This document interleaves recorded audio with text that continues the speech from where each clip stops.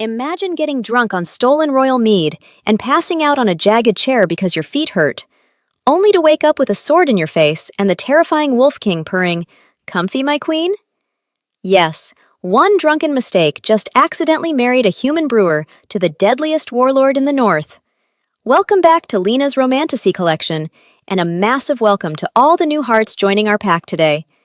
If you love possessive alphas and accidental queens, please smash that like button, share this story, and subscribe with the notification bell on so you never miss a heart-pounding update. I want to see how far our pack stretches. Drop a comment below and tell me, where are you listening from right now? Now, let's see if Lynette can survive her hangover and her new husband. Chapter 1. The Throne of Bones. The world was spinning. Or perhaps, Lynette reasoned, the castle was spinning, and she was the only stationary object in the entire kingdom of Valen. "Stupid stone floors," she muttered, her voice echoing too loudly in the cavernous silence of the corridor. She hiccuped, the violent taste of spiced honeymead rising in her throat. Who builds a hallway this long? It's boastful, that's what it is. A structural brag. Lynette, the 20-year-old daughter of the royal brewer, was not supposed to be in the West Wing. She was supposed to be in the scullery, washing the empty oak kegs her father had delivered for the winter solstice feast. But the head cook had been shouting, the fires had been too hot, and a half-finished flagon of the king's private reserve had been sitting unattended on a sidebar. Curiosity had been the sin, gluttony had been the crime, and now, getting hopelessly lost was the punishment. She stumbled through a set of heavy, iron-bound doors, pushing them open with a grunt of exertion that nearly sent her sprawling onto the rush-covered floor. The room beyond was massive, a cavern of shadows and stone. Shadows clung to the high, vaulted ceiling like cobwebs, swallowing the light of the few dying torches mounted on the pillars. It was cold here, bone-chillingly cold, and smelled of rust, old pine, and something metallic, like a butcher's block left out in the sun. But Lynette didn't care about the cold. She cared about her feet. Her boots were cheap leather, worn thin at the soles, and they were killing her. "A chair," she breathed, spotting a silhouette on the dais at the far end of the room. Thank the gods, a chair. It was a monstrous piece of furniture, looming in the darkness like a sleeping beast.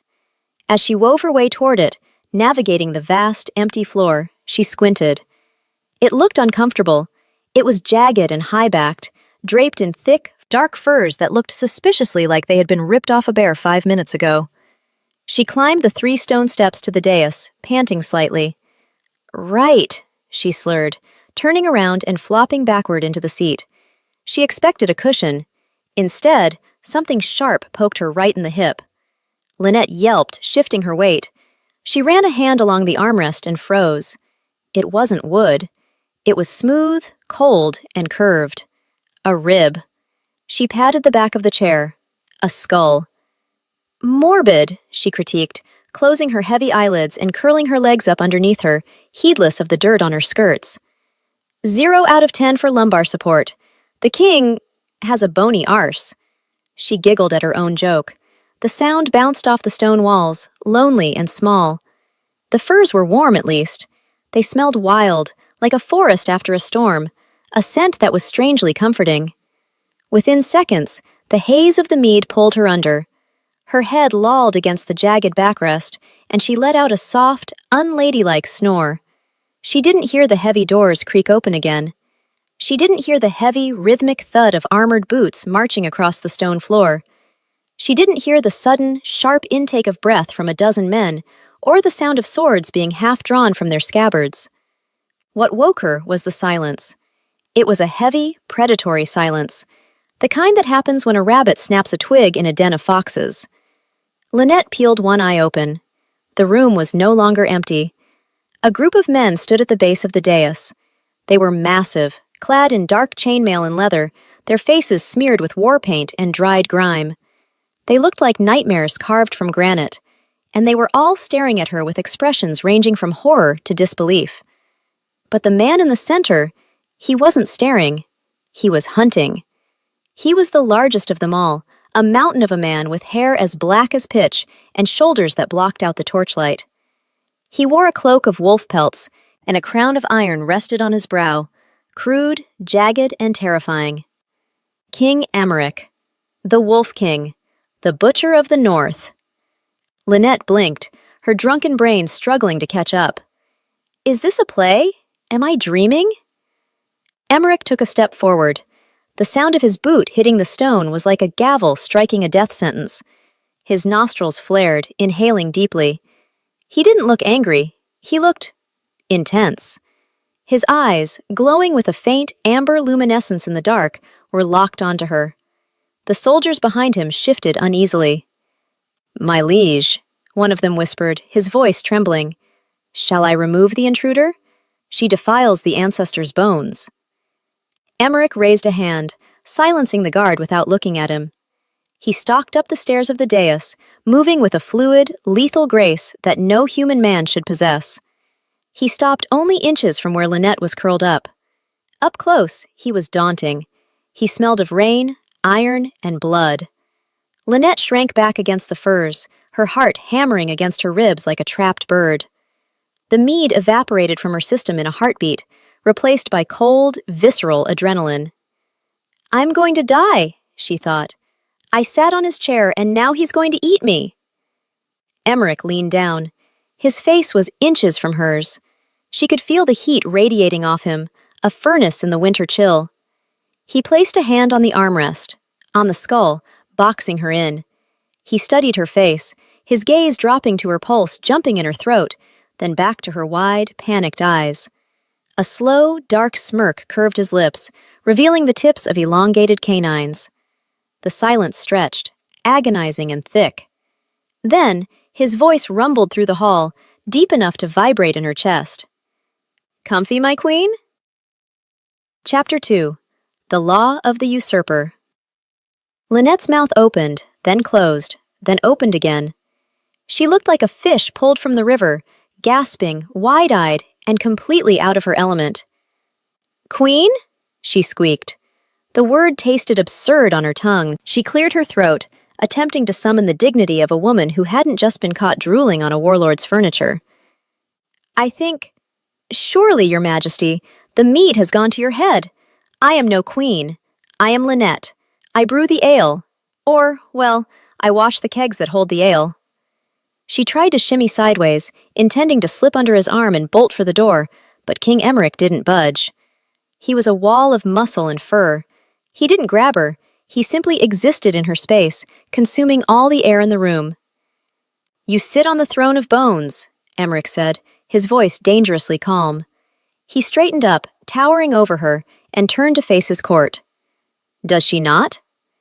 The tension in the room snapped. A man stepped forward from the group of soldiers, a scarred, wiry warrior with graying hair and eyes like flint. This was Garrick, the king's beta, and he looked as if he had just swallowed a lemon whole. "Sire," Garrick barked, his hand resting white-knuckled on the hilt of his sword. "This is a jest. A drunken mistake by a peasant chit. She reeks of yeast and fear. Step aside, and I will remove her head. It will take but a moment." Lynette froze. The alcohol buzz vanished completely, leaving behind cold, stark terror. "Excuse me?" she said, her voice rising an octave. "Remove my head? For sitting? There was no sign, no reserved placard. If you didn't want people sitting there, you should have put a rope across it." "Silence, human!" Garrick roared, drawing his blade. The steel sang a lethal song against the scabbard. Lynette scrambled backward, pressing her spine against the uncomfortable ribs of the chair, pulling her knees to her chest. She looked around for a weapon, a goblet, a loose bone, anything, but there was nothing. Emmerich moved. It was a blur of motion too fast for Lynette's human eyes to track. One moment he was standing by the armrest, the next he was between her and Garrick. He caught the descending blade with his bare hand. Lynette screamed, but there was no blood. Emmerich's gauntlet, crafted from black steel and leather, held the blade firm. He twisted his wrist, and the sword snapped with a sound like a gunshot. He tossed the broken shard onto the stone floor, the metal clattering loudly in the silence. "She touched the bone, Garrick," Emmerich growled, his voice dropping into a register that made the hair on Lynette's arms stand up. The law of sanctuary applies. So long as she remains within the keep, she is under my protection. And if you draw steel on my mate again, I will decorate this hall with your entrails." Mate? The word hung in the air, heavier than the stone ceiling. The soldiers gasped. Garrick looked as though he had been slapped. "Mate?" Lynette whispered, staring at the back of the king's head. I think there has been a terrible misunderstanding. I'm not anyone's mate. I'm barely even a girlfriend. I have commitment issues, actually. Ask anyone in the village." Emmerich turned slowly to face her. The amber glow in his eyes was brighter now, pulsing with a strange, hypnotic rhythm. He leaned in close again, inhaling that scent of vanilla and yeast that seemed to confuse him. "You sat on the usurper's seat," he explained, as if speaking to a slow child. "To sit is to challenge. If I kill you, I remain king. If I accept you, you become queen. I have accepted." "Unaccept me," Lynette pleaded, waving her hands frantically. "Reject me, please. I'll go back to the kegs. I'll never look at a chair again. I'll stand for the rest of my life." Emmerich chuckled. It was a dark, rusty sound, as if he hadn't laughed in years. "It is done, Lynette of the ale kegs. The pack has witnessed it." He reached out and grabbed her hand. His grip was iron hard, but surprisingly gentle. He pulled her to her feet. She wobbled, the room tilting again, and she fell against his chest. It was like hitting a wall of warm granite. "Walk," he commanded, "before I change my mind and let Garrick have his way." "Where are we going?" she asked, her face pressed against the rough fur of his cloak. "To the royal chambers," Emmerich said, sweeping her toward a side door. "It is the wedding night, after all." Lynette's legs gave out. Emmerich sighed, scooped her up over his shoulder like a sack of grain, and carried her out of the hall while she beat uselessly against his armored back. Chapter 3. The Cage of Stone. Being carried upside down did wonders for Lynette's nausea, in the sense that it made it significantly worse. "Put me down!" she demanded, hammering her fists against the king's lower back. It was like punching a tree trunk. "This is kidnapping! This is abduction! I have rights! I'm a member of the Brewers Guild, well, an associate member, and we have very strict rules about handling personnel." "You are noisy," Emmerich noted, not slowing his pace. He marched up a spiral staircase, his boots thudding rhythmically. "Small creatures are usually quiet so they do not get eaten. You seem to lack this survival instinct." "I am not a small creature. I am a human woman of average height," Lynette snapped. "And I demand you put me down before I throw up on your very expensive-looking boots." Emmerich stopped abruptly. He swung her down, setting her on her feet with surprising care. Lynette staggered, grabbing the cold stone wall for support. They were in a corridor she had never seen before, lined with tapestries depicting wolves tearing apart stags, boars, and occasionally men in armor. "Charming decor," she wheezed, wiping her mouth. "Really sets the mood." Emmerich ignored her sarcasm. He pushed open a heavy wooden door and gestured for her to enter. Lynette hesitated. "Is there a dungeon in there?" "A bed," Emmerich said. "A fire. And water. Go." She didn't move. She looked up at him, tilting her head back to meet his gaze. For the first time, she saw the exhaustion etched into his face. Beneath the war paint and the terrifying aura, he looked tired. "Why?" she asked quietly. "Why didn't you let him kill me? I'm just a peasant. I'm nothing to you." Emmerich stared at her. His nostrils flared again, searching for something in her scent. He looked confused, frustrated even. "The law is the law, and you do not smell like the others. You do not smell like fear alone. You smell like peace." He looked as surprised by his own words as she was. He shook his head, as if clearing a fog. "Inside. Now." Lynette scurried inside. The door slammed shut behind her, and she heard the heavy slide of a lock. She was alone. The room was magnificent, though austere. A massive four-poster bed dominated the center, draped in crimson velvet. A roaring fire crackled in the hearth, casting long, dancing shadows. There was a basin of water on a table, a plate of bread and cheese, and a window that looked out over the jagged peaks of the Iron Mountains. It was a cage. A gilded, velvet-lined cage. Lynette ran to the window and pushed the shutters open. A gust of icy wind hit her face. She looked down. It was a sheer drop of 300 feet to the rocky gorge below. "Okay," she whispered, her hands trembling. "No jumping. Jumping is bad." She paced the room. The alcohol was fading fast, replaced by a throbbing headache and the grim reality of her situation. She was trapped in the Wolf King's bedroom. She had accidentally married a monster. Her father was probably wondering where she was, or worse, he already knew and was mourning her. "Think, Lynette, think," she muttered, pacing a hole in the rug. "You deal with difficult customers all the time. Old Man Miller when he's had too much cider. The chaotic mercenaries during the harvest festival. The king is just a very big, very dangerous customer." She looked at the door. "I just need to explain to him that this is a logistical nightmare. Humans and wolves don't mix. It's biology. It's sociology. It's common sense." She marched to the door and banged on it. "Hey!" she shouted. "Your Majesty! Wolfman! We need to discuss the annulment process. I'm sure there's a form. I love paperwork. Let's do some paperwork." Silence. She slumped against the wood, sliding down until she hit the floor. She pulled her knees up and buried her face in her arms. "I just wanted a chair," she whispered into the dark. "Just one sit." Chapter 4. The Scent of Fear and Hops. Lynette must have dozed off against the door, because the next thing she knew, it was swinging open, and she was falling backward. She scrambled to her elbows, blinking in the harsh light of morning. A servant girl stood there, a mouse of a woman with trembling hands, holding a tray of food. My lady," the girl squeaked, keeping her eyes glued to the floor. "The king commands you to eat and bathe. He says you smell like a tavern floor."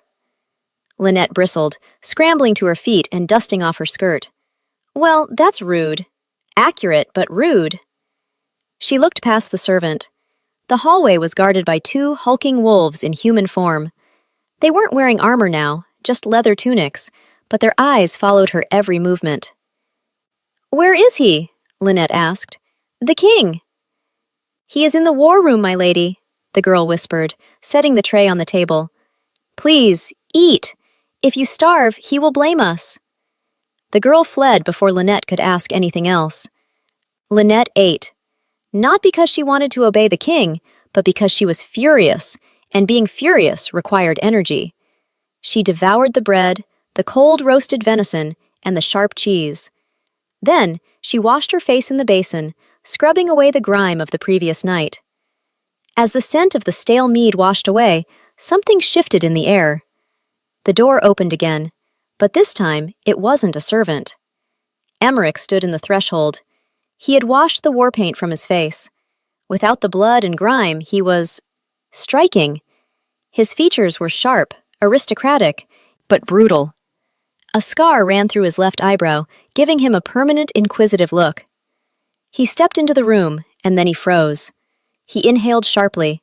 His eyes widened, shifting from human brown to that glowing, predatory amber.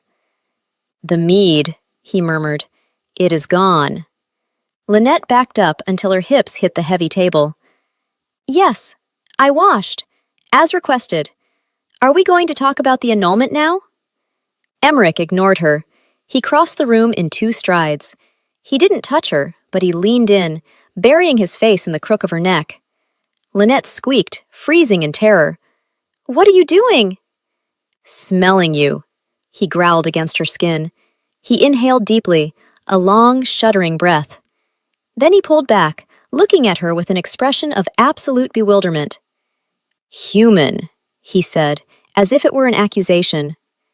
"Yes, I've been telling you that," Lynette cried. "I am human, 100% mortal. I bleed, I bruise, and I have no desire to run around in the woods biting things." Emmerich paced away from her, running a hand through his dark hair. He looked agitated. "The alcohol, it masked it. The law of the scent mask. I thought you were a wolf from a distant pack. A runt, perhaps, but a wolf." "A runt?" Lynette threw a piece of bread at him. It bounced harmlessly off his chest. I am of average height. Emmerich stopped pacing and looked at the bread on the floor, then at her. You are human, weak, fragile. He stepped closer, his voice dropping to a whisper. And yet, my wolf sings for you. It wants to tear the world apart to keep you safe. He looked horrified by this revelation. This is inconvenient. Inconvenient? Lynette laughed, a hysterical, high-pitched sound. Inconvenient is a rainstorm on laundry day. This is a catastrophe. You can't be mated to a human. Your court hates me. That guy Garrick wants to use my head as a bowling ball. Garrick will do as he is told, Emmerich snapped. But you are right. You cannot survive here. You are soft. I am not soft. Lynette grabbed a heavy brass candlestick from the table and brandished it like a club. I carry 50-pound kegs of ale up cellar stairs every day. I deal with drunk mercenaries. I am very sturdy. Emmerich looked at the candlestick, then at her fierce, terrified face. A corner of his mouth twitched. Put the stick down, little bird, he said softly, before you hurt yourself. No, Lynette said, her hand trembling. Open the door. Let me go home, please.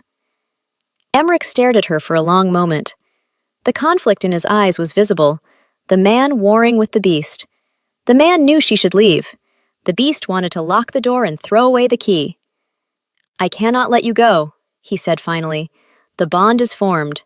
If you leave now, the separation sickness will drive me mad, and a mad alpha destroys his own pack. He stepped closer, ignoring the candlestick. You must stay, until I can find a way to break the bond without killing us both. And how long will that take? Lynette asked, lowering the weapon slightly. Emmerich's eyes darkened. I do not know, but until then, you are mine to protect. Chapter 5. The First Gift. By midday, the news had spread through Ironrath Hall like a plague. The king had taken a human mate. Lynette sat on the window seat, watching the courtyard below. She could see wolves, huge gray and black beasts, sparring in the snow. They moved with a speed that made her stomach turn.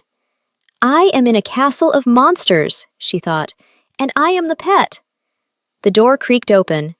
Lynette spun around, brandishing her candlestick again. She had decided to keep it on her person at all times. It was Emmerich, but he looked different. He was holding something behind his back, and he looked strangely awkward. Like a schoolboy trying to ask a girl to dance, if the schoolboy was a 6'5" warlord capable of ripping throats out. I have brought you sustenance, he announced stiffly. I already ate the cheese, Lynette said suspiciously. What is it? Emmerich revealed his hand. He was holding a dead pheasant. It was very fresh. In fact, it was still warm, and it was definitely not cooked. He held it out to her by the neck, the colorful feathers drooping sadly. Lynette stared at the bird. Then she stared at the king. It is a bird, she said. It is fat, Emmerich noted, looking proud. I caught it myself. In the lower gardens. It was slow. He thrusted it toward her. For you. Lynette pressed her back against the wall. Your Majesty, Emmerich, it has a head. It still has its head. Emmerich frowned, inspecting the bird. Yes, the head is where the brain is. It is a delicacy. I'm not eating a raw brain, Lynette shouted, forgetting her fear in the face of culinary horror.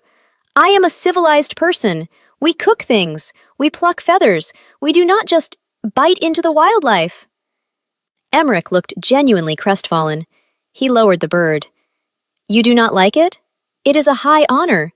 The alpha shares his kill only with his mate. Lynette looked at his confused face, and for a second, her anger deflated. He really didn't know. He was trying, in his own gruesome, terrifying way, to be nice. Look, she said, her voice softer. Thank you. For the thought. But humans need fire. We need spices. If you want to impress me, bring me a cooked chicken. Or chocolate. Do you have chocolate in this frozen wasteland? Chocolate, Emmerich repeated, testing the word. I will inquire. He tossed the dead pheasant onto the table with a wet thud that made Lynette wince. "There is a feast tonight. To celebrate the solstice. You will attend." "I really don't think that's a good idea," Lynette said. "Garrick looked like he wanted to put me in a pie." "You will attend," Emmerich said, his voice leaving no room for argument. "You will sit by my side, and you will show them that you are not afraid." "But I am afraid," Lynette pointed out. Emmerich stepped close, looming over her. He reached out and with one finger tilted her chin up, his eyes bored into hers. "Then pretend," he whispered. "Act the part, Lynette. Be the queen they fear, or they will eat you alive." He turned to leave, pausing at the door. "And dress well. The Lady Sorcha will be there." "Who is Lady Sorcha?" Lynette asked, a pit forming in her stomach. Emmerich didn't look back. "The woman who expected to be sitting in your chair." The door clicked shut. Lynette looked at the dead pheasant on the table. She looked at her candlestick. "Right," she exhaled. "Lady Sorcha. Great. Just what I needed. A rival with fangs." She picked up the pheasant by a wing, grimacing. "Well, if I'm going to a feast," she muttered to the bird, "I suppose I should try not to look like a snack." Chapter 6. The Skin of the Beast. Lynette stood in the center of the royal bedchamber, staring at the large wooden chest the servant girl had scurried in to unlock before fleeing like a startled rabbit. "Dress well," she mocked, mimicking Emmerich's deep, gravelly voice. "Easy for him to say. He wears dead animals and looks majestic. If I wear dead animals, I'll look like a violent rug." She threw open the heavy lid of the chest. A scent of cedar and dried lavender wafted up, masking the underlying smell of old stone. Inside lay the wardrobe of, well, someone. Whoever had been queen before, or perhaps the clothes kept for the queen who never was. Lynette pulled out a gown of heavy, midnight blue velvet. It was beautiful, but it was heavy enough to smother a donkey. The sleeves were long and lined with silver fur, and the bodice was stiff with intricate beadwork that looked like tiny teeth. "It's armor," she whispered, holding it up against her coarse woolen peasant dress. "It's a dress disguised as a fortress." She stripped off her comfortable, ale-stained clothes. The room was freezing, the fire doing little to combat the draft from the high windows. Shivering, she stepped into the velvet gown. It swallowed her. The hem pooled on the floor, and the bodice was loose around her ribs. "Perfect," she muttered. "I look like a child playing dress-up in a mausoleum." She looked around for something to cinch it. There was no ribbon, no belt. Her eyes landed on the heavy curtain tie-back, a braided cord of gold silk. She yanked it off the wall, wrapped it around her waist 3 times, and tied it tight. It wasn't fashion. It was structural engineering. She moved to the polished silver mirror on the wall. The woman staring back was pale, wide-eyed, and drowning in blue velvet. But there was something else, too. The fear was there, yes, but her chin was up. "You are Lynette," she told her reflection. "You handle the harvest rush. You stopped old Miller from fighting the blacksmith with a spoon. You can handle a dinner party with wolves." She glanced at the table. The dead pheasant was still there, its glassy eye judging her. "Don't look at me like that," she told the bird. "I'm having a worse day than you." The heavy lock on the door clicked. Lynette spun around, grabbing her trusty brass candlestick. The door opened, and King Emmerich stepped in. He had changed. Gone were the travel-stained leathers. He now wore a tunic of charcoal silk beneath a vest of black wolfhide, clasped with silver. He looked less like a wild animal and more like a king of shadows. He stopped, his amber eyes raking over her. He paused at the hem of the dress, then moved up to the golden curtain cord around her waist, and finally to her face. He didn't speak. He just stared. "Well?" Lynette challenged, lifting the candlestick slightly. "Is it terrible? Do I look like a sack of potatoes wrapped in expensive fabric?" Emmerich took a step closer, the air in the room growing heavy. "You look—" He seemed to struggle with the word, his brow furrowing. "You look like the night sky. Small, but vast." Lynette blinked. That was almost poetic. Don't ruin it by growling. Emmerich offered his arm. It was thick, muscular, and terrifying. The court awaits. Do not trip. If you fall, they will see it as weakness. If I fall, Lynette muttered, taking his arm and feeling the heat of him through the silk. It's because this dress weighs more than I do. Chapter 7. The Lion's Den. The great hall had transformed. When Lynette had first stumbled into it, it had been a tomb. Now it was a furnace. Hundreds of torches blazed in iron sconces, casting flickering light over long tables crowded with bodies. The noise was a physical wall, a roar of laughter, shouting, and the clattering of pewter mugs.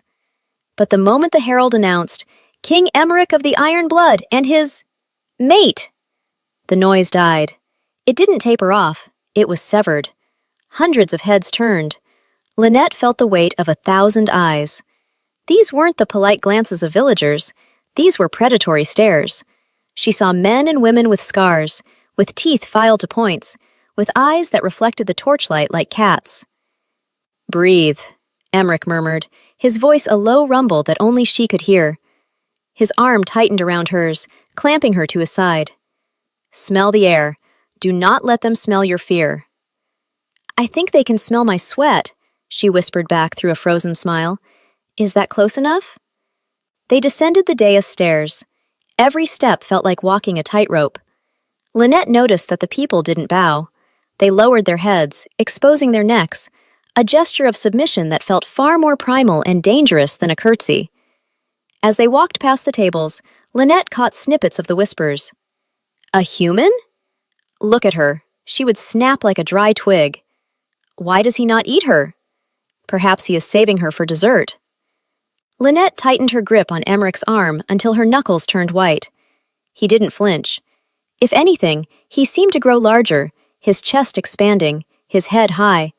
He was projecting enough dominance for both of them. They reached the high table. It was set on a raised platform, overlooking the chaos. 3 chairs sat there, the central throne of bones, and 2 smaller, but still massive, wooden chairs. Emmerich led her to the chair on the right of the throne. He pulled it out for her. "Sit," he commanded. Lynette sat. The chair was enormous.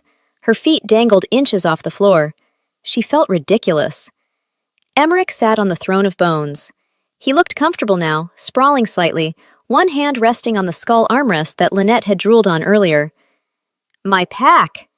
Emmerich's voice boomed, reaching every corner of the hall without effort. "Tonight is the solstice. We celebrate the long night. We celebrate the hunt." He paused, and his hand moved, covering Lynette's small hand on the table. His skin was rough, calloused, and hot.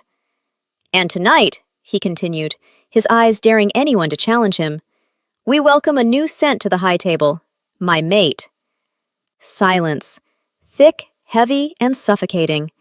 Then, from the other end of the high table, a woman stood up. She was tall, statuesque, with hair like spun silver and eyes of piercing ice blue. She wore a gown of pale gray furs that looked like they had been skinned from wolves, or perhaps she was the wolf.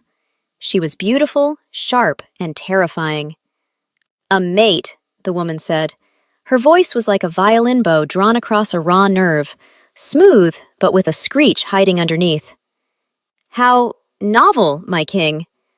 Emmerich stiffened beside Lynette. "Lady Sorcha," Emmerich greeted, his tone flat.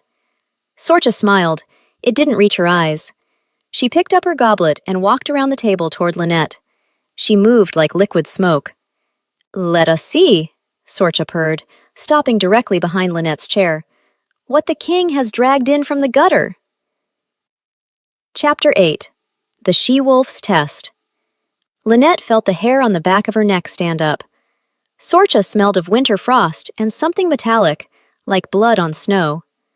"She is small," Sorcha critiqued, leaning down so her face was level with Lynette's ear. "And she smells of grain and yeast. Tell me, little thing, are you food or are you furniture?" The court held its breath. This was the test. If Lynette cowered, she was dead.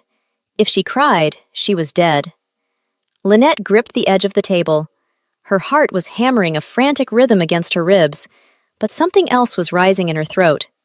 Annoyance. She had been kidnapped, threatened, carried like luggage, and dressed in heavy curtains. She was tired of being the punchline. She turned her head slowly to face Sorcha.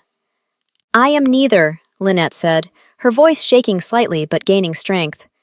"I am a brewer, and judging by the smell of your breath, my lady, you've been sampling the bad batch from last year. It's turned to vinegar. You might want to see a physician about that." A gasp rippled through the hall. Someone at a lower table choked on their ale. Sorcha recoiled, her eyes narrowing into slits. Her upper lip curled back, revealing teeth that were definitely too sharp for a human. A low growl vibrated in her throat. "You possess a sharp tongue for something so easily broken," Sorcha hissed. "And you possess very poor manners for someone wearing such expensive fur," Lynette retorted, grabbing a piece of bread from the table to stop her hands from shaking. "In my village, we don't sniff guests before the soup course. It's considered rude." Emmerich let out a sound. It was a short, sharp bark of laughter. Sorcha's eyes snapped to the king. Emmerich was grinning. It was a terrifying, wolfish grin, but it was directed at Sorcha. "She has you there, Sorcha," Emmerich rumbled. "Sit down. Unless you wish to challenge her for the right to brew the ale? I warn you, her stout is formidable." Sorcha's face turned a shade of violet. She glared at Lynette with pure, unadulterated hatred. "Enjoy your meal, human," Sorcha whispered, the word dripping with venom. "The winter is long, and accidents happen in the dark." "I'll keep a candle lit," Lynette said sweetly, biting into her bread. Sorcha stalked back to her seat. Lynette realized she had stopped breathing. She exhaled slowly, her knees trembling under the heavy table. Under the table, a large, warm hand squeezed her knee. "Good," Emmerich whispered, not looking at her. "Very good." Chapter 9. The Feast of Flesh. The servants brought the food. It was a parade of carnage.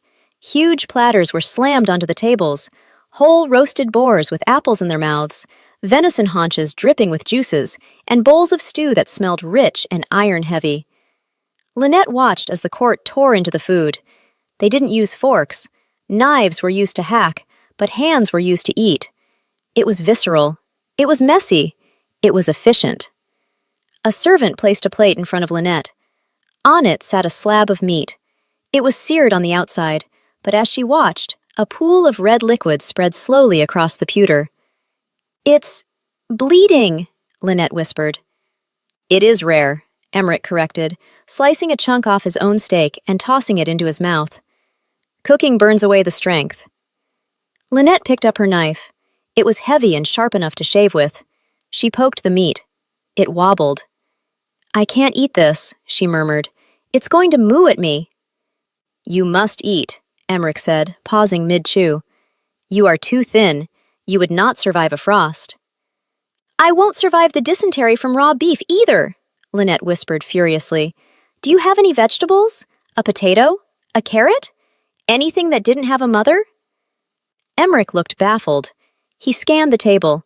He grabbed a bowl of garnish, parsley and raw onions, and slid it toward her. "Greens," he offered. Lynette stared at the bowl of onions. "Thank you. A feast fit for a rabbit." She ate the bread and the onions, washing it down with a goblet of wine that was surprisingly excellent. As the meal progressed, she felt the gaze of the court soften, not to kindness, but to a sort of baffled curiosity. She wasn't cowering. She was eating onions and arguing with their king about the nutritional value of potatoes. Suddenly, a hand reached for her goblet. It wasn't hers. It was a massive, scarred hand from the warrior sitting on her other side, a brute named Kale. "Pass the wine, little meat," Kale grunted, his eyes glazed with drink. Before Lynette could react, a low, thunderous growl erupted from beside her. The sound vibrated through the wood of the table, rattling the plates. Emmerich hadn't moved, but his hand was clamped around Kale's wrist. His claws were out, digging into the warrior's leather bracer. "Touch her cup," Emmerich said, his voice a soft, deadly purr, "and you lose the hand." Kale paled instantly. The drunkenness vanished from his eyes. "My king, I meant no disrespect, I only—" "She is not little meat," Emmerich snarled, his amber eyes glowing bright. She is the queen. If she wants wine, you pour it. If she wants the moon, you find a ladder. Do you understand? Yes, sire, Kale squeaked. Emmerich released him. Kale scrambled back, nearly tipping his chair over. Emmerich turned to Lynette. He picked up the wine jug and refilled her goblet himself. Drink, he said gently, and eat your onions. Lynette took a sip, hiding her flushed face behind the cup. Her heart was doing that strange flip-flop thing again. He was a monster, a killer. But he was her monster. Chapter 10. The Law of the Bed. The feast ended not with a speech, but with a collective howl that nearly shattered Lynette's eardrums. She was exhausted, her adrenaline crashing hard. Emmerich escorted her back to the royal chambers in silence. The castle was dark now, the torches burning low. When they reached the door, the guards bowed low, lower than before. Emmerich unlocked the door and ushered her in. The fire had been stoked, and the room was warm. Lynette walked to the center of the room and turned around. Emmerich was locking the door from the inside. Click! The sound was final. So, Lynette said, her voice high, where do you sleep? Is there a kennel? A den? A separate wing? Emmerich turned, unbuckling his heavy wolf-hide vest. I sleep here. It is my room. Lynette pointed at the bed, the one bed. There is only one bed, Emmerich. The size is sufficient for two, Emmerich noted, tossing the vest onto a chair before starting to unlace his tunic. Whoa, halt, cease! Lynette covered her eyes. What are you doing? Undressing. Night has fallen. You can't sleep with me, Lynette cried, peeking through her fingers. We barely know each other. I don't even know your favorite color. You tried to feed me a raw bird. This relationship is moving too fast. Emmerich paused, his tunic half off, revealing a chest that was scarred and sculpted like marble. He sighed, a long, weary sound. Lynette, he said, sounding incredibly tired. I am not going to touch you, not in the way you fear. The bond, it demands I be near you. If I am too far, the wolf paces. It howls. I need sleep. You need sleep. He pulled the tunic off and tossed it aside. He was wearing loose breeches and nothing else. He walked to the bed. Lynette grabbed her candlestick. I have a weapon. I know, Emmerich said dryly. You have threatened me with the decor all day. He climbed into the bed, on the far left side. He lay down on top of the covers, turning his back to her. He curled up slightly, like a dog settling in for a nap. Take the other side, he mumbled into the pillow. I will not bite, unless you steal the blanket. Then we negotiate. Lynette stood there for a full minute. He wasn't moving. His breathing was already slowing down. Slowly, carefully, she approached the bed. She kept her velvet fortress on. She crawled onto the mattress on the far right side, leaving a vast expanse of crimson duvet between them. She lay down, clutching the candlestick to her chest like a teddy bear. The fire crackled. Outside, the wind howled around the tower. Emmerich? She whispered into the dark. My favorite color is green, like hops on the vine. There was a long pause. Red, Emmerich murmured, his voice heavy with sleep. Like fresh blood on snow. Gross, Lynette whispered. Good night, little bird. Chapter 11. The Morning Treason. The first thing Lynette noticed was the heat. Her room in the tower was usually drafty, a sieve for the mountain winds, but this morning she was enveloped in a warmth so profound it felt like baking bread. The second thing she noticed was the texture. Her pillow, usually soft and filled with goose down, was hard, and it was breathing. Lynette cracked one eye open. She was not on the far right side of the bed. She was not even in the middle. She was completely, traitorously, sprawled on top of King Emmerich. Her left leg was thrown over his hips.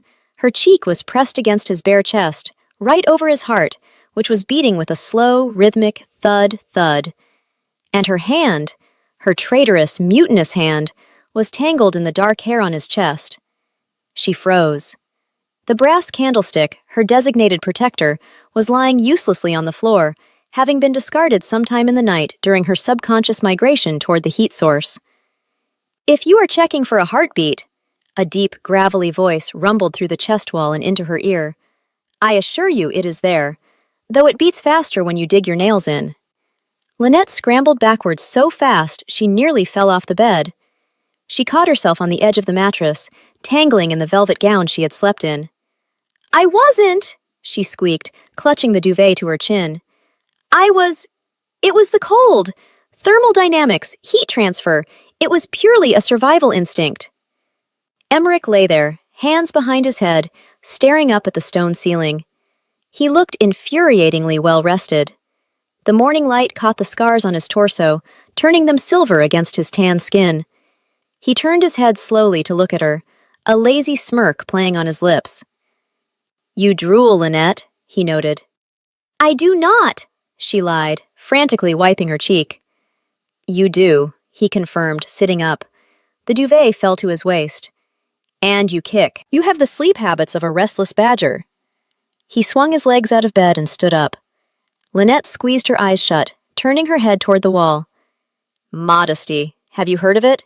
It's a very popular concept in the human realms." "I am a wolf," Emmerich said, the sound of water splashing in the basin reaching her ears. "We do not have shame about the body. Besides, you are my wife, technically." "Accidentally," Lynette corrected, risking a peek now that he was pulling on his breeches. "And temporarily, until we file the paperwork." Emmerich paused, a wet cloth in his hand. The amusement vanished from his face, replaced by that dark, brooding look that reminded her he was a warlord. "There is no paperwork for the soul, little bird," he muttered. He walked to the door and rattled the handle. He paused, his hand hovering over the lock. His shoulders tensed. He took a step back, then another, as if pulled by an invisible rope. He growled low in his throat, a sound of pure frustration. "What is it?" Lynette asked, sensing the shift in the air. "Is there an assassin?" "No," Emmerich snarled, gripping the doorframe until the wood splintered. "It is the bond. I have to go to the War Council, but the wolf, it does not want to leave you." He turned to look at her, his eyes glowing that eerie amber. "If I walk out that door without you, I will likely tear the door off its hinges before I reach the stairs. The separation, it is too soon." Lynette stared at him. "So, what? I'm stuck to you? Like a burr?" "Like a limb," Emmerich corrected. He grabbed her cloak from the chest, a heavy thing lined with gray fur, and threw it at her. "Put it on," he commanded. "You are coming to the War Council." Chapter 12. The War Room. The War Room was exactly as inviting as it sounded. It was a circular chamber dominated by a massive table made of black iron, with maps of the kingdom spread across it like a flayed skin. Around the table sat the 12 lords of the pack. They were big, scarred, and loud. When Emmerich kicked the doors open and marched in, silence fell. When Lynette shuffled in behind him, looking like a drowning victim in her oversized velvet dress and gray cloak, the silence became heavy. Emmerich pulled a chair, a normal wooden one, right next to his iron seat at the head of the table. "Sit," he told her. "Do not speak. Do not look Garrick in the eye. And do not eat the map markers." "Why would I eat the markers?" Lynette whispered, offended. "They look like candy," Emmerich said seriously. "They are actually painted lead. Kale ate 3 last winter." Lynette sat, folding her hands in her lap. Emmerich took his seat, and the meeting began. For the first hour, Lynette was terrified. The men spoke of border skirmishes, of grain tithes, of culling the weak herds in the south. Garrick, the beta, kept shooting her glances that suggested he was mentally measuring her for a coffin. By the second hour, the terror had faded. By the third hour, it was replaced by a familiar, gnawing sensation. Boredom. They were arguing about supply lines, specifically the transport of dried meat to the northern outposts. "We must send the wagons through the Whispering Pass." Garrick slammed his fist on the table. "It is the fastest route." "It is an avalanche waiting to happen," argued another lord, a one-eyed man named Vorn. "We will lose half the shipment." But the low road adds 4 days, Garrick roared. The troops will starve. They went back and forth, growling and baring teeth. Emmerich rubbed his temples, looking ready to murder everyone in the room. Lynette raised her hand. Emmerich froze. Garrick stopped mid-shout. Every eye turned to her. Put your hand down, Emmerich whispered without moving his lips. I have a question, Lynette said, her voice small but clear. You are a human, Garrick sneered. What could you possibly know of logistics? I know beer, Lynette said, sitting up straighter. My father supplies ale to every tavern from here to the coast. We don't use the Whispering Pass in winter because the vibration of the wagon wheels triggers the snowslides. We don't use the low road because the mud sucks the axles dry. The room was silent. Emmerich looked at her, his eyebrow raised. Go on. We use the river barges, Lynette said, pointing to the blue line on the map. The river freezes solid by midwinter. It becomes an ice road. It's flat, it's fast, and you can slide the crates. You don't even need wagons, just sleds. You could get the meat there in 2 days. Garrick opened his mouth to argue, then closed it. He looked at the map. He looked at Vorn. The river, Vorn muttered. The ice is thick this year. It would hold. Emmerich stared at the map, then at Lynette. A slow, terrifying grin spread across his face. Sleds, he mused. Why did we not think of sleds? Because you're all too busy growling at each other to look at the water, Lynette said before she could stop herself. Garrick turned a shade of purple. Emmerich threw his head back and laughed, a genuine, loud sound that startled the entire room. She is right, Emmerich roared, slapping the table. My queen is right. Garrick, prepare the sleds. Lynette sank back into her chair, her heart racing. She saw Garrick looking at her. The hatred was still there, but now there was something else. Calculation. She wasn't just a pet anymore. She was a player. Chapter 13. The Shadow in the Corridor. The meeting ended at midday. Emmerich was pulled aside by a messenger from the eastern borders. He hovered at the doorway, the golden glint in his eyes flickering with the strain of being more than a few paces from her. Stay within my sight, he commanded. Do not wander. So long as I consent you in this hall, the wolf remains calm. But do not test the distance. Lynette leaned against the cold stone wall, feeling a strange sense of pride. I helped, she thought. I actually helped. Do not let it go to your head, little brewer. Lynette jumped. Standing in the shadows of a tapestry was Lady Sorka. She wasn't wearing furs today. She wore a dress of dark green silk that clung to her like a second skin. She looked beautiful, lethal, and very unhappy. Lady Sorcha, Lynette said, clutching her hands together. I see you're still creeping around in the dark. It's very atmospheric. Sorcha stepped out of the shadows. She moved silently, her steps making no sound on the stone. You think you are clever because you know how to transport kegs. You think this makes you a queen? I think it makes me useful, Lynette retorted. Which is more than I can say for you, standing here trying to intimidate someone half your size. Sorcha smiled. It was a cold, sharp expression. I do not need to intimidate you, Lynette. Nature will do the work for me. You are soft. You bleed easily. You break easily. She took a step closer, looming over Lynette. Emmerich is amused by you now. You are a novelty, a toy. But when the war comes, and it always comes, he will need a wolf at his side, not a keg washer who counts onions. Sorcha reached out and ran a fingernail down Lynette's cheek. It was sharp enough to scratch. Lynette flinched, but didn't back away.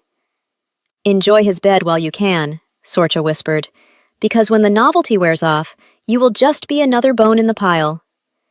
Sorcha turned and walked away, her silk dress hissing against the floor. Lynette stood there, shaking. She touched her cheek. There was a tiny bead of blood where Sorcha's nail had grazed her. Is everything well? Emmerich was behind her. He had appeared silently, as always. He was looking at her, his eyes narrowing as he zeroed in on the tiny scratch on her cheek. Who touched you? His voice was low, a rumble of impending violence. I scratched myself, Lynette lied quickly. She didn't know why she protected Sorcha. Maybe because she didn't want him to fight her battles. Maybe because she knew that if she told him, he would kill Sorcha, and then the whole court would rise up against him. Emmerich stared at her, knowing she was lying. He reached out and brushed his thumb over the scratch, wiping the blood away. His touch was incredibly gentle. "You are a terrible liar," he murmured, "but I will let you keep your secrets, for now." Chapter 14. The Royal Bath. By evening, Lynette felt like she was covered in a layer of grime, physical and emotional. The castle was so dirty. Everything was soot, dust, and animal fur. "I need a bath," she announced when they returned to the royal chambers. "A real one, with hot water, and soap that doesn't smell like wet dog." Emmerich, who was busy unbuckling his sword belt, paused. "There is a tub behind the screen. I will have water brought up." Half an hour later, a large wooden tub was filled with steaming water. Lynette waited for the servants to leave, then looked at Emmerich. He was sitting in the chair by the fire, sharpening a dagger. "Turn around," she ordered. Emmerich sighed, but he turned the chair so his back was to the screen. "I have seen naked women before, Lynette. It is not a revelation." "It's a revelation to me," she snapped, scurrying behind the screen. She stripped off the heavy velvet dress and sank into the water. It was glorious. She scrubbed her skin until it was pink, trying to wash away Sorcha's words. A toy, a novelty. "Emmerich?" she called out softly. "I am here," he replied instantly. "I have not moved." "Why didn't you marry Sorcha?" The scraping of the whetstone stopped. The silence stretched for a long time. "Because Sorcha wants the crown," Emmerich said finally. "She does not want the wolf. She wants the power, the title. If I were wounded, if I fell, she would step over my body to sit on the throne." Lynette splashed water on her face. "And what makes you think I'm any different? Maybe I'm playing the long game. Maybe I'm a mastermind." Emmerich chuckled. "You sat on my throne because your feet hurt. You count onions, and you smell like peace. You do not want power, Lynette. That is why you are dangerous." "Dangerous?" Lynette laughed. "I'm about as dangerous as a marshmallow." "You are dangerous to me," Emmerich said, his voice dropping to a whisper. Lynette froze in the tub. The water suddenly felt very hot. She didn't know what to say to that.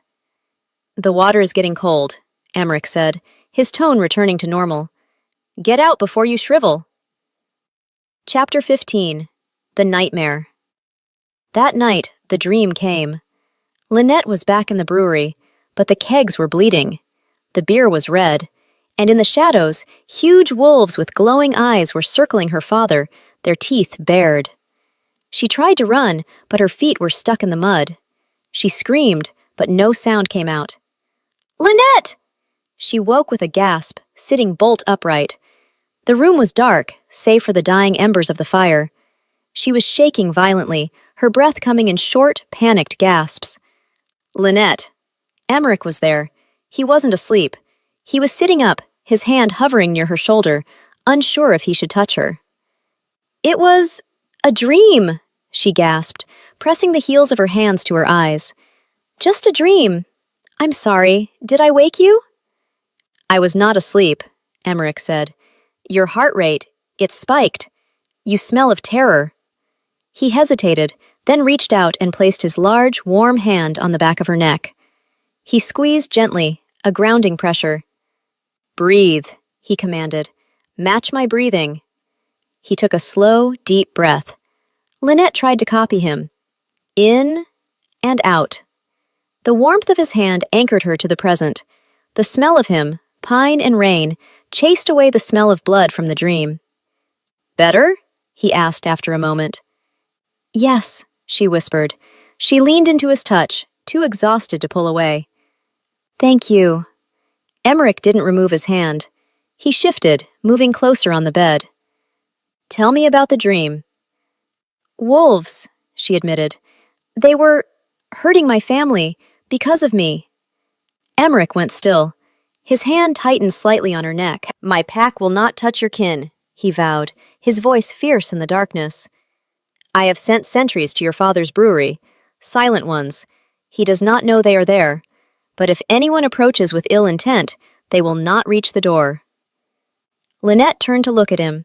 His face was shadowed, but his eyes were watching her with an intensity that made her breath catch. You did that? She asked. When? The morning after the feast, Emmerich said simply. You are my mate. Your blood is my blood. Your kin is my kin. Lynette felt tears prick her eyes. It was too much. The fear, the exhaustion, and now this overwhelming, terrifying protection. You really are a monster, she whispered, a tear slipping down her cheek. You make it very hard to hate you. Emmerich reached out and brushed the tear away with his thumb. His skin was rough, but his touch was reverent. I am a monster, Lynette, he agreed softly, but I am your monster. Go back to sleep. I will watch the dark. Lynette lay back down. This time, she didn't stay on the far edge. She shifted a few inches closer to the center, and when she fell asleep, her hand was resting just inches from his. Chapter 16. The Art of the Fang. I don't see why I need a knife, Lynette complained, weighing the heavy steel dagger in her hand. I have the candlestick back in the chamber. We have bonded. It has served me well enough. A candlestick is for bludgeoning, Emmerich corrected, his voice patient but firm. A dagger is for ending the threat. If a wolf gets past me, which they will not, but if they do, you cannot bruise them. You must bleed them.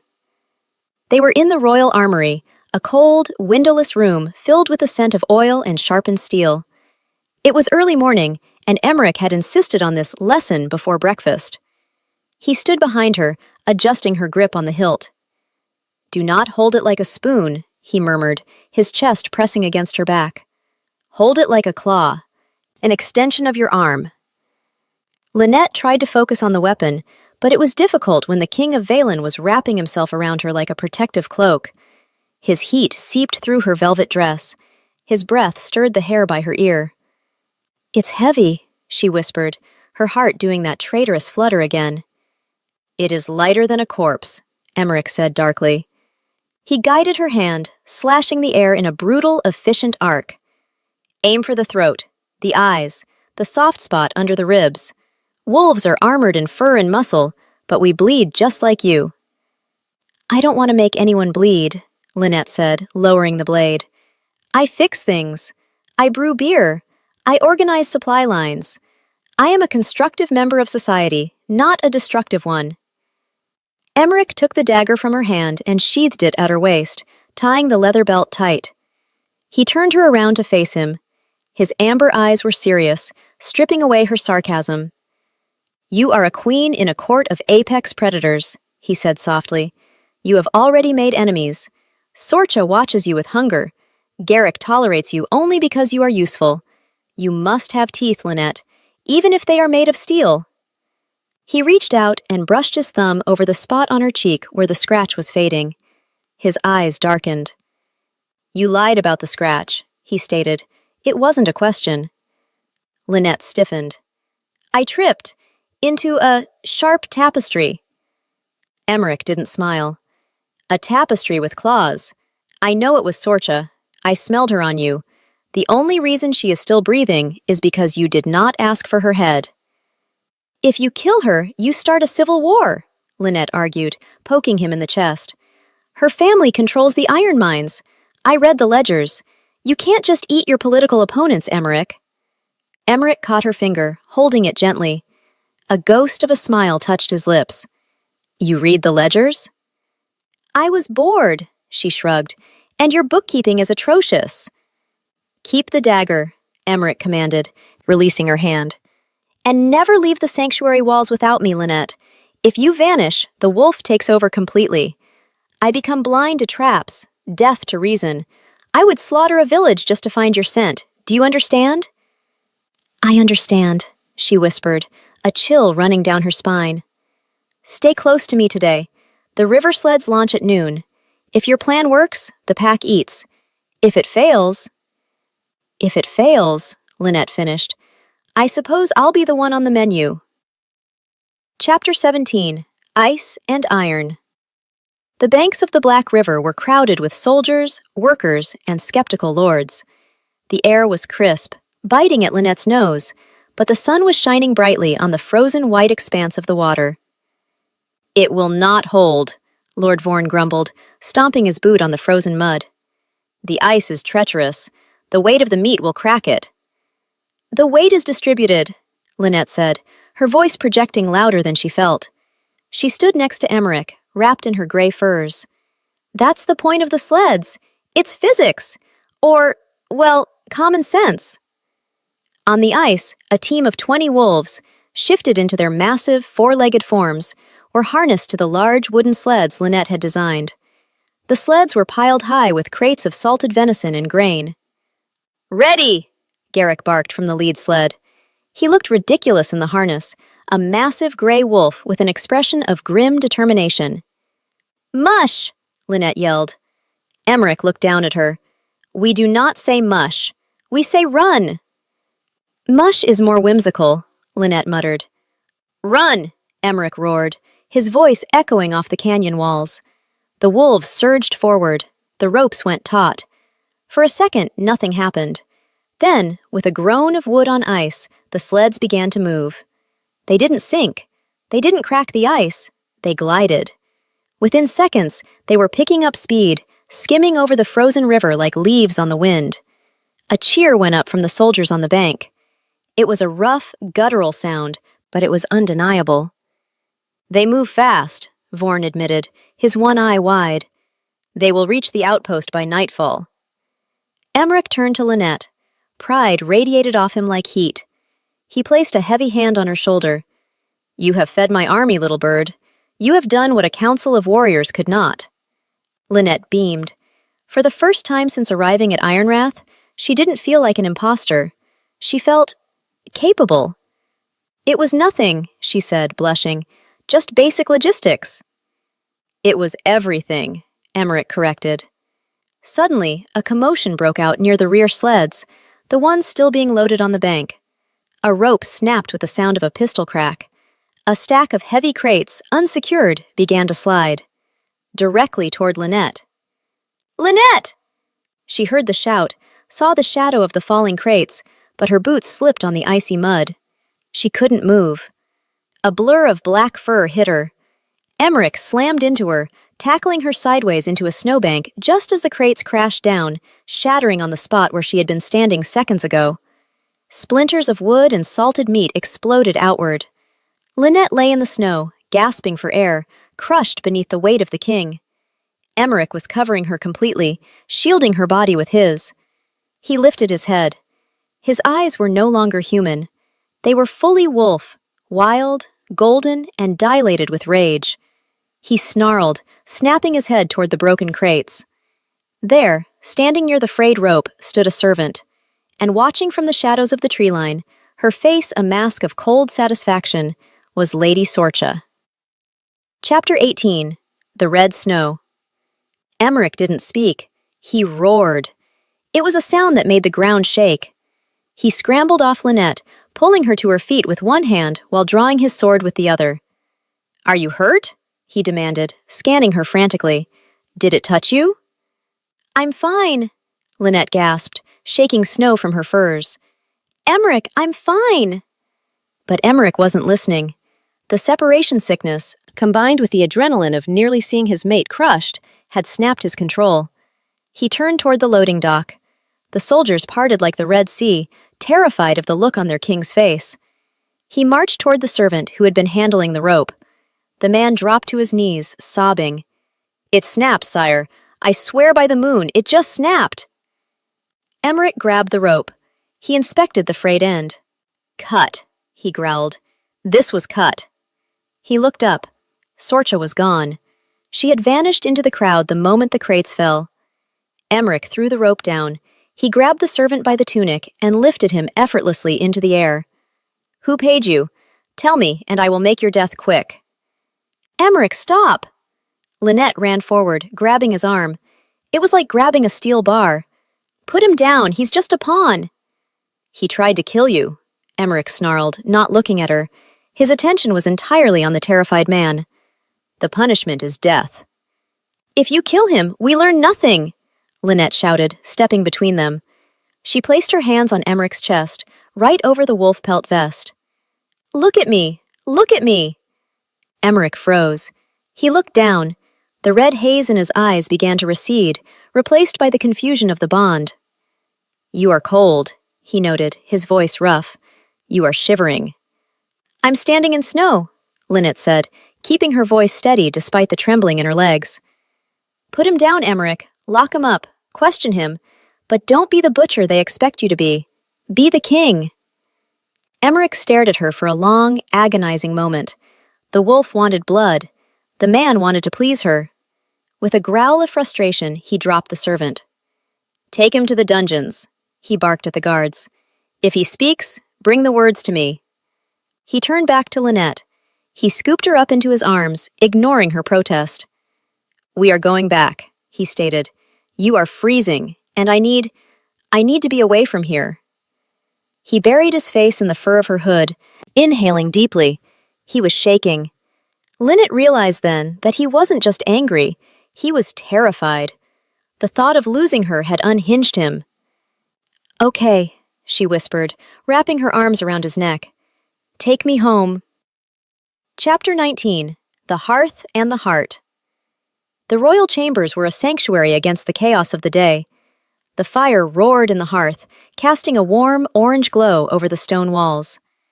Emmerich hadn't let Lynette go since they entered the room. He sat on the edge of the bed, pulling her between his knees, his hands running up and down her arms, checking for broken bones that he knew weren't there. I am intact, Lynette promised, placing her hands on his face to stop his frantic searching. See? 10 fingers, 2 eyes, 1 very cold nose. Emmerich closed his eyes and leaned his forehead against hers. I saw the crates fall. For a heartbeat, I thought... His voice cracked. He didn't finish the sentence. You saved me, Lynette said softly. You are always saving me. I am failing you, Emmerich whispered. I brought you into a nest of vipers. I thought my protection was enough. It is not. He pulled back, looking at her with a raw intensity that took her breath away. Sorcha cut the rope. I know it. I know it too, Lynette admitted. Why did you stop me? Emmerich asked. I could have hunted her down. I could have ended it. Because you are a king, not an executioner, Lynette said firmly. And because... I don't want you to have more blood on your hands for my sake. You have enough ghosts, Emmerich. Emmerich looked at her as if she were a riddle he couldn't solve. You are strange, Lynette. You should hate us. You should hate me. I tried, she confessed, a small smile playing on her lips. I really did. I made a list of reasons to hate you. Kidnapper. Eats raw meat. Terrible decorator. But? Emmerich prompted, his thumb tracing her lower lip. But you kept the fire lit because I was cold, she whispered. You ate the onions. You protected my father. You are a good man, Emmerich. Buried under a lot of fur and grumpiness, but a good man. Emmerich made a low sound in his throat. He leaned in, closing the distance between them. It wasn't the aggressive, claiming kiss she had feared in the beginning. It was slow, hesitant, a question. Lynette answered it. She tilted her head up, meeting him halfway. His lips were warm and chapped. He tasted of winter air and desperation. The kiss deepened, his hands sliding into her hair, holding her like she was the only solid thing in the world. It wasn't the kiss of a captor, it was the kiss of a drowning man finding air. When they broke apart, breathless, Emmerich rested his forehead against hers again. I will not let them take you, he vowed into the silence. I will burn this kingdom to ash before I let them touch you. Let's try to avoid the burning part, Lynette murmured, her fingers tangled in his hair. I just got the supply lines working. Chapter 20. The Message. The peace lasted for 2 days. Lynette and Emmerich existed in a bubble of domesticity that baffled the court. They ate together, cooked meat only, they strategized over maps, and they slept, still clothed, but tangled together in the center of the bed. Then, the letter came. It arrived not by Raven, but by a frantic messenger from the village. a human boy who looked terrified to be inside the wolf's den. "For the queen," the boy stammered, thrusting a crumpled parchment at Lynette before bolting for the exit. Lynette was in the gardens, inspecting the winter herbs. Emmerich was a few paces away, speaking with Garrick about the dungeon prisoner, who had conveniently died before speaking. Another accident, surely. Lynette unfolded the paper. Her blood ran cold. It was her father's handwriting. Shaky, hurried, but his. Lynette. The soldiers. The king's sentries. They are gone. Men in gray cloaks came. They said the king ordered them to take me to the old mill. They say I am accused of treason. Please, daughter, come alone. They say if you tell the wolf, my throat will be cut before he reaches the door. No, Lynette whispered. She looked at Emmerich. He had sworn to protect her father. He had sent sentries, but the note said the sentries were gone. Men in gray cloaks. That was Garrick's color. Or Sorcha's mercenaries. If she showed this to Emmerich, he would rampage. He would tear the castle apart. But if the note was true, her father was being held at the old mill, just outside the castle walls, but technically outside the sanctuary of the keep. If Emmerich left the castle now, with the blood moon rising tomorrow, the separation sickness would blind him. He would be vulnerable, and if he went feral outside the walls, his enemies would kill him and claim he had gone mad. It was a trap for him. "Lynette?" Emmerich called, turning toward her. "What is that?" Lynette crushed the paper in her fist. She forced a smile, though her face felt like a mask of clay. "Nothing," she called back. "Just a list of herbs I need from the pantry. I'll be right back." "Do not wander," Emmerich reminded her. "I must finish reviewing the prisoner logs with Garrick. I will be in the war room." "I won't be long," she lied. She waited until the heavy door clicked shut behind him. Then she turned and ran. Not toward the pantry, but toward the postern gate. She had her dagger. She knew the way to the old mill. It was only a mile. She could run there, free her father, and be back before Emmerich realized she was gone. She had to. She couldn't let him walk into the trap. She slipped through the small wooden door in the garden wall, leaving the safety of the castle behind. The wind howled, carrying the scent of snow and approaching danger. Inside the war room, Emmerich stopped mid-sentence. He clutched his chest, his eyes flashing wide. A low, agonizing growl ripped from his throat. "She is gone," he gasped, the pupil of his eye blowing wide, swallowing the iris. "She has left the sanctuary." Chapter 21. The Breaking of the Chain. The war room exploded. It wasn't a bomb. It was the king. One moment, Emmerich had been standing by the map table, clutching his chest as if an arrow had pierced his heart. The next, the heavy oak table was flipped over with a deafening crash, scattering lead markers and parchment across the room like confetti. "Sire!" Garrick shouted, backing away, his hand flying to his sword. "Control yourself! The blood moon is not until tomorrow." Emmerich didn't hear him. The world had narrowed to a single, agonizing thread. The bond, the invisible golden chain that connected his soul to Lynette's, was vibrating with a frequency that shattered his rationality. She was gone. She had left the sanctuary. She was out there, in the cold, in the dark, away from him. Emmerich gasped, falling to his knees. His voice was no longer human. It was a distorted, grinding rasp. "She left." His bones cracked. The sound was wet and sickening. His shoulders broadened, ripping the seams of his silk tunic. His hands clawed at the stone floor, fingernails lengthening into black, obsidian talons. "Lock the doors!" Garrick roared to the guards. "Do not let him leave! If he goes into the city like this, he will slaughter everyone in his path." The guards slammed the iron-bound doors shut and dropped the heavy crossbar. Emmerich lifted his head.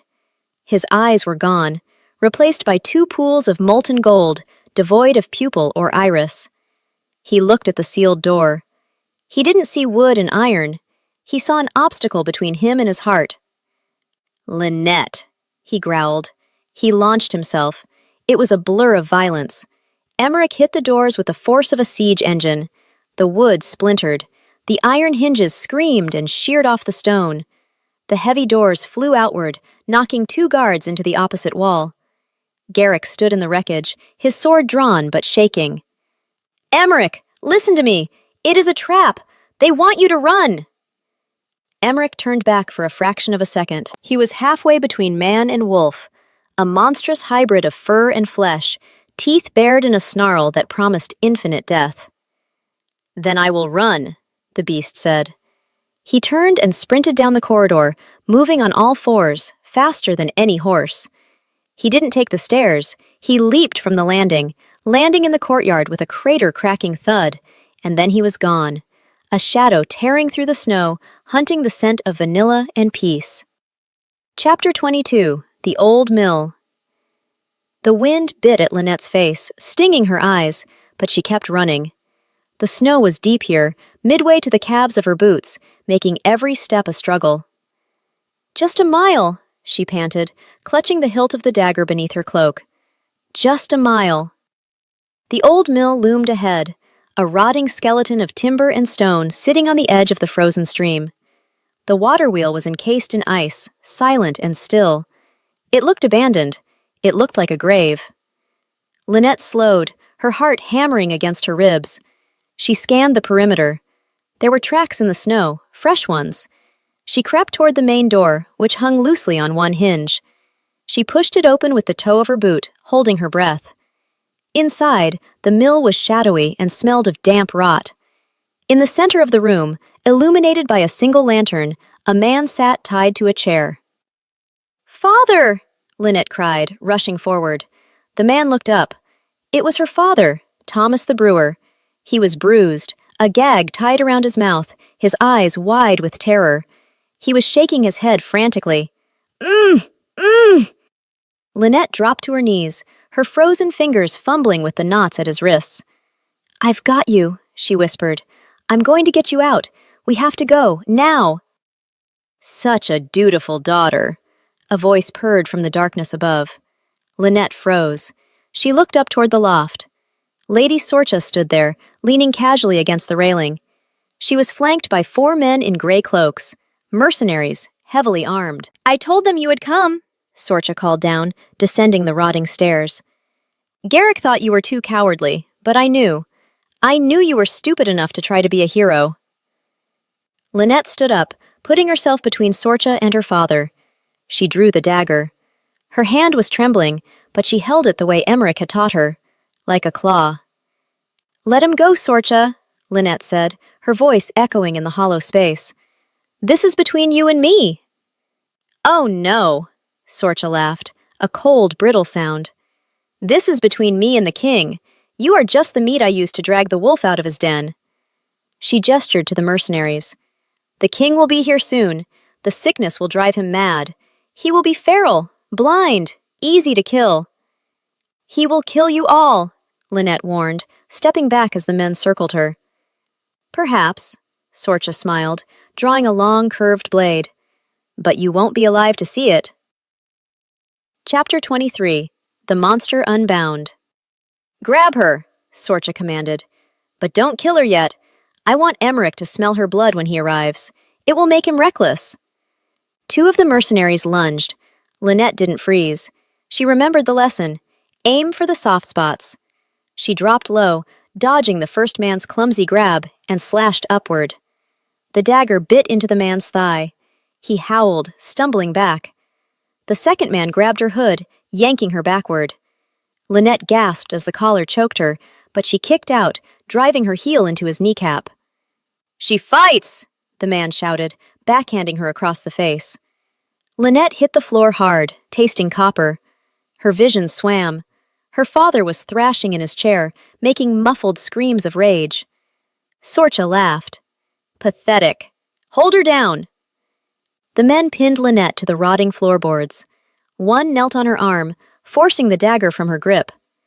Sorcha walked over, positioning the tip of her sword over Lynette's heart. "Any last words, brewer?" Sorcha sneered. "Yes," Lynette wheezed, spitting blood onto Sorcha's boot. "Run!" Sorcha frowned. "What?" Then the world ended. A sound ripped through the night. A howl so loud, so filled with ancient primordial rage that the lantern glass shattered. The wooden walls of the mill shook. The door didn't just open, it disintegrated. A black blur smashed into the room. It wasn't a man. It wasn't a wolf. It was a hurricane of claws and teeth. The mercenary holding Lynette's arm didn't even have time to scream. The beast seized him by the head and threw him, into the stone grinding wheel 20 feet away. The sickening crack of bone was audible over the wind. "Kill it!" Sorcha screamed, backing away. "Kill the beast!" The remaining 3 mercenaries drew their swords and charged. They might as well have attacked a landslide with toothpicks. Emmerich moved with a speed that defied physics. He ducked under a swinging blade, ripped the throat out of the second man, and broke the third man's spine with a single swipe of his arm. It was brutal. It was efficient. It was a massacre. Lynette scrambled backward, pushing herself against her father's chair. She had wanted him to come. She had prayed for him, but looking at the creature standing amidst the carnage, chest heaving, covered in gore, she felt a spike of pure terror. He was huge. His clothes were shredded ribbons hanging off his frame. His skin was gray-black, stretched over unnatural muscles. And his eyes.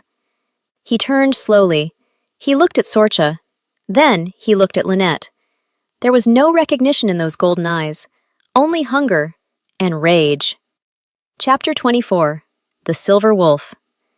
Sorcha realized, perhaps for the first time, that she had miscalculated. "Emmerich," she said, her voice trembling slightly. She held her sword up. "Emmerich, look at me!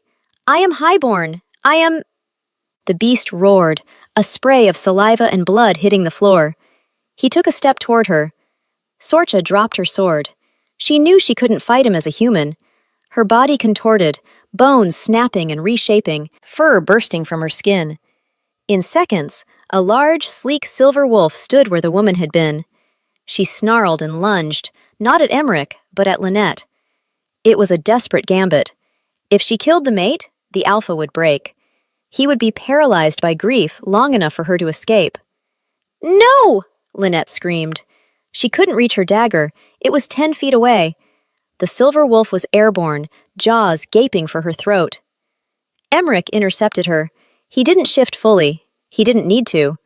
He caught the silver wolf in midair with his bare hands, grabbing her by the scruff and the throat. He slammed her into the ground with enough force to crack the floorboards. The silver wolf yelped, scrabbling with her claws, tearing at Emmerich's arms. He didn't flinch. He squeezed. Sorcha shifted back, forced out of her wolf form by the crushing pressure on her windpipe. She lay gasping on the wood, human again, naked and broken. Emmerich raised a clawed hand to finish her. "Emmerich!" Lynette shouted. The beast froze. His hand hovered inches from Sorcha's throat.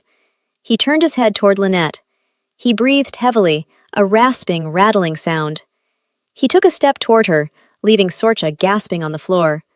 He loomed over Lynette and her father. He was covered in blood, some his, mostly others. He smelled of death. He reached out a hand toward Lynette. The claws were sharp enough to gut her. Lynette didn't flinch. She didn't run. She stood up, her legs shaking, and stepped toward him. "Emmerich," she whispered. "It's me. It's Lynette." The beast tilted his head. He growled low in his throat, a warning. "Don't touch." "I know you," she said, her voice trembling. "You like red. You hate onions. You think mush is a silly word." She reached out and placed her hand on his chest, right over his pounding heart.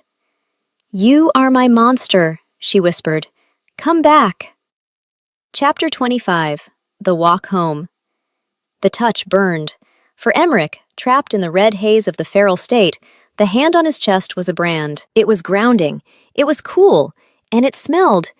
It no longer just smelled of peace, but of home. The gold in his eyes began to swirl, retreating. The black talons retracted, shrinking back into human fingernails. The monstrous bulk of his shoulders diminished, leaving him merely a very large, very exhausted man. He blinked. The red haze cleared. He looked down. Lynette was standing there, her cheek bruised, her lip split, her hand on his chest. Lynette? He rasped. His voice sounded like he had swallowed broken glass. I'm here, she sobbed, collapsing against him. Emmerich caught her. He fell to his knees, pulling her into his lap, burying his face in her neck. He shook violently. I felt you vanish. I thought you were dead. I'm okay, she promised, stroking his hair, ignoring the blood matting it. I'm okay. Emmerich looked up. He saw Thomas, tied to the chair, staring at them with eyes the size of dinner plates. Your father, Emmerich grunted. He stood up, lifting Lynette with him, and set her gently on her feet. He walked to the chair and snapped the ropes binding Thomas as if they were threads. Thomas fell forward, coughing. Your Majesty, thank you. Emmerich ignored him. He turned to where Sorsha lay huddled on the floor. She was conscious, clutching her bruised throat, staring at him with terror. Emmerich walked over to her. He raised a clawed hand, ready to tear out her throat. Emmerich, no, Lynette said, her voice soft but firm. She touched his arm. Enough blood. Let her live with the shame. It is a heavier burden. Emmerich paused. He looked at Lynette, then down at the shivering woman. You are exiled, he said, his voice deadly calm. If the sun rises and you are within the borders of Valen, I will hunt you. And next time, I will not stop. Sorsha didn't argue. She scrambled to her feet, naked and shivering. With a final, hateful glance, she threw herself forward, bones cracking as she shifted violently back into the silver wolf, fleeing into the snowy night on 4 legs. Emmerich turned back to Lynette. He swayed slightly. The adrenaline was fading, and the toll of the partial shift was hitting him. We must go back, he murmured. The sanctuary. I can't walk, Lynette admitted. Her adrenaline was gone too, and her ankle was throbbing where she had kicked the mercenary. Emmerich didn't hesitate. He picked her up. Then he looked at Thomas. Can you walk, Brewer? Yes, sire, Thomas stammered. Good. Carry the lantern. They walked back in silence. The storm had broken, leaving the moon to shine on the bloody snow. Emmerich carried Lynette the entire mile, slowing his pace only to allow the stumbling Brewer to catch his breath. When they finally reached the castle gates, the guards rushed out to meet them.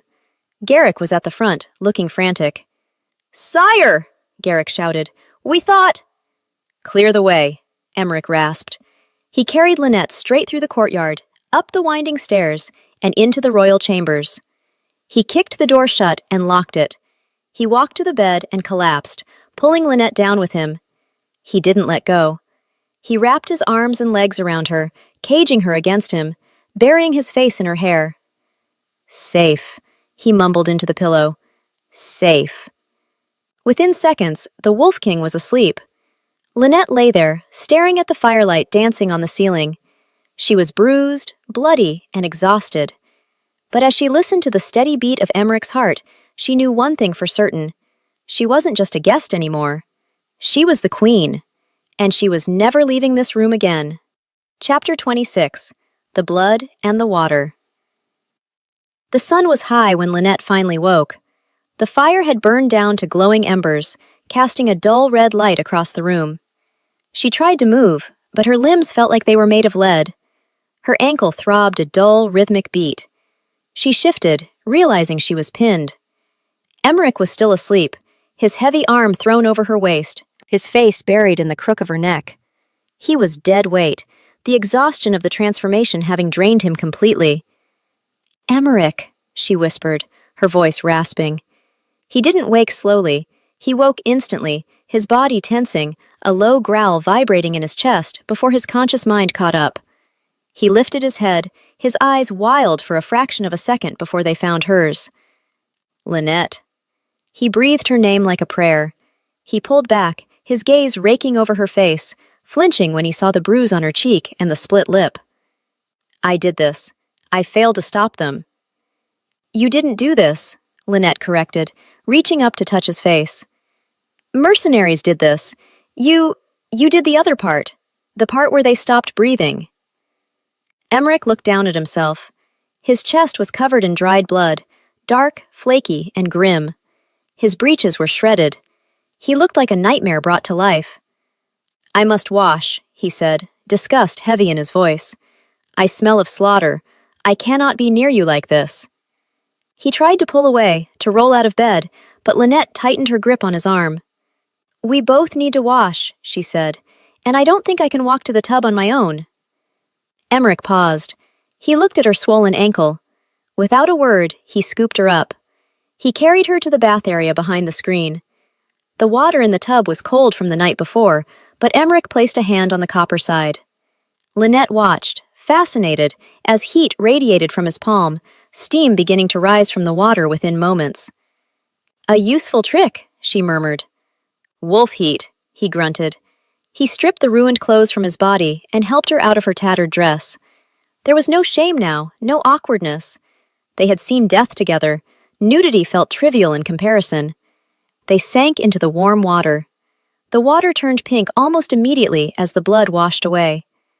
Emmerich didn't relax. He took a cloth and began to scrub his skin violently, as if trying to erase the memory of the beast. Hey, Lynette said softly, catching his hand. Stop. You're going to take the skin off. It is not coming off, Emmerich whispered, staring at his hands. The blood. It feels permanent. I lost control, Lynette. I broke the sanctuary. I became... it. You came back, she reminded him, taking the cloth and gently washing the soot from his shoulder. You heard me. You chose me over the rage. That's not a monster, Emmerich. That's a man. Emmerich closed his eyes, leaning his forehead against her shoulder. I was terrified. When I felt you leave, it was as if the sun had gone out. I won't leave again, Lynette promised, kissing the wet hair at his temple. Next time I go for a walk, I'll leave a note. A real one. Chapter 27. The Knee. The great hall was silent when they entered the next morning. News of the massacre at the old mill had spread. Everyone knew. They knew the king had gone feral. They knew he had ripped men apart with his bare hands, and they knew who had brought him back. Lynette walked beside Emmerich. She limped slightly, leaning on a cane of polished ebony that Emmerich had found for her. She wore a fresh gown of deep forest green, her hair braided high to hide the unwashed soot she couldn't quite get out. Emmerich walked stiffly. He was dressed in formal blacks, his face a mask of stone. He expected judgment. He expected fear. They reached the dais. Emmerich did not sit. He stood before the throne of bones, facing his pack. Sorcha is gone, Emmerich announced, his voice echoing off the stone walls. She is exiled. Her lands are forfeit. A ripple of murmurs went through the crowd. Lynette stepped forward, drawing the crumpled, blood-stained parchment from her sleeve, the forged note that had lured her to the mill. She held it high for the lords to see. She used a daughter's love as a blade against your king, Lynette said firmly. The evidence of her treason is written in her own hireling's blood. The murmurs turned into a dark, collective growl of agreement.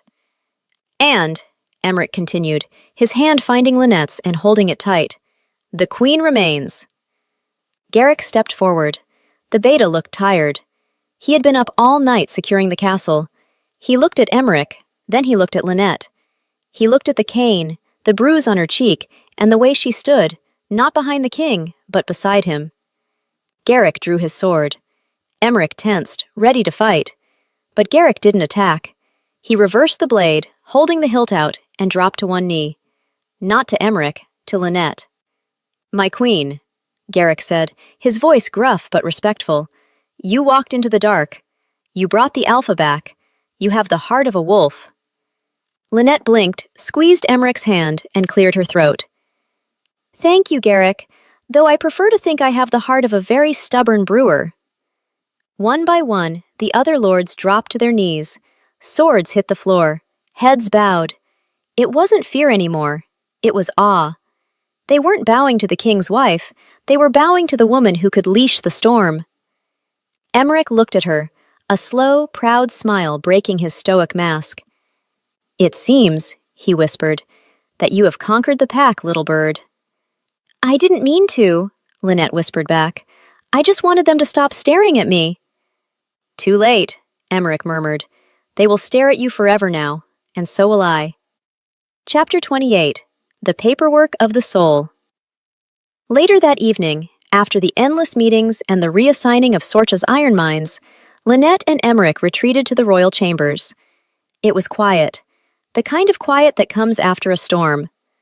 Lynette sat on the window seat, watching the snow fall over the mountains. Her father, Thomas, was safe in the guest quarters, recovering from his ordeal. Everything was settled.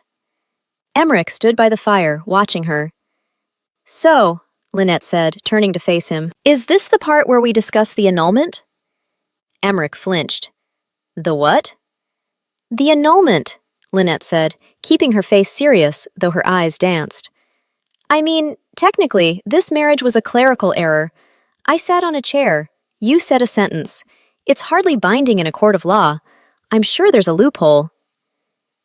Emmerich crossed the room in 3 long strides. He placed his hands on either side of her on the window seat, trapping her.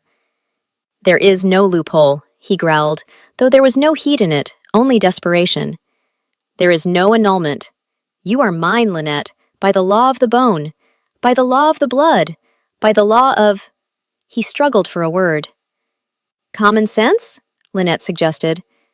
"Love," Emmerich corrected, his voice dropping to a whisper.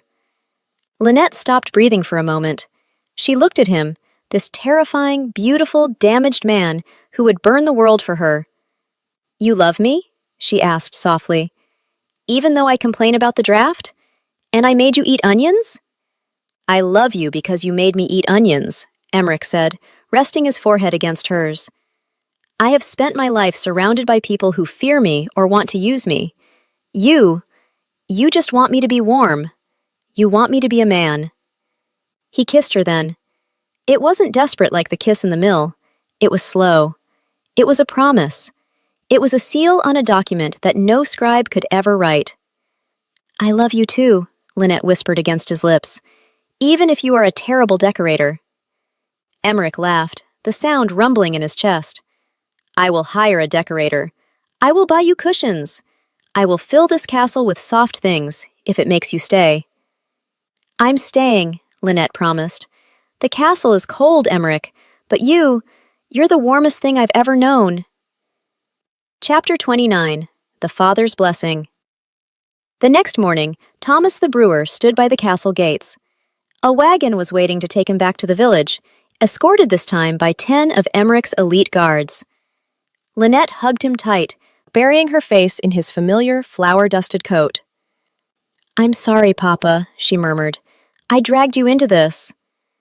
"You didn't drag me, Lynette," Thomas said, pulling back and holding her by the shoulders. He looked older, tired, but his eyes were bright. "You grew up. I always knew you were too big for the brewery. You have a fire in you." He looked over her shoulder to where Emmerich stood. The king was waiting a respectful distance away, his hands clasped behind his back, watching the perimeter like a hawk. "He is a good man," Thomas said quietly. "A scary man, a very large man, but he looks at you the way I used to look at your mother." Lynette smiled through her tears. "He does." "Just," Thomas lowered his voice, "tell him to go easy on the taxes for the brewery next year? Friends and family discount?" Lynette laughed, wiping her eyes. "I'll see what I can do, Papa. I have some pull with the management." She watched him climb into the wagon.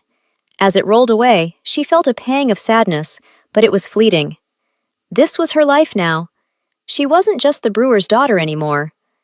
Emmerich stepped up beside her, wrapping his cloak around her shoulders against the biting wind. "He is safe?" Emmerich asked. "He is safe," Lynette nodded. "He asked for a tax break." Emmerich snorted. "He shall have it. He raised a queen. I owe him a debt I can never repay." They turned back toward the castle. The dark stone walls didn't look ominous anymore. They looked like home. "Come," Emmerich said. "The council is waiting. They want to discuss the spring trade routes. Garrick thinks we should invade the south. I told him to ask you first." Lynette grinned, leaning into his side. "Invade the south? No, too humid. But I bet they have excellent spices. We should negotiate a trade deal. Cinnamon for iron."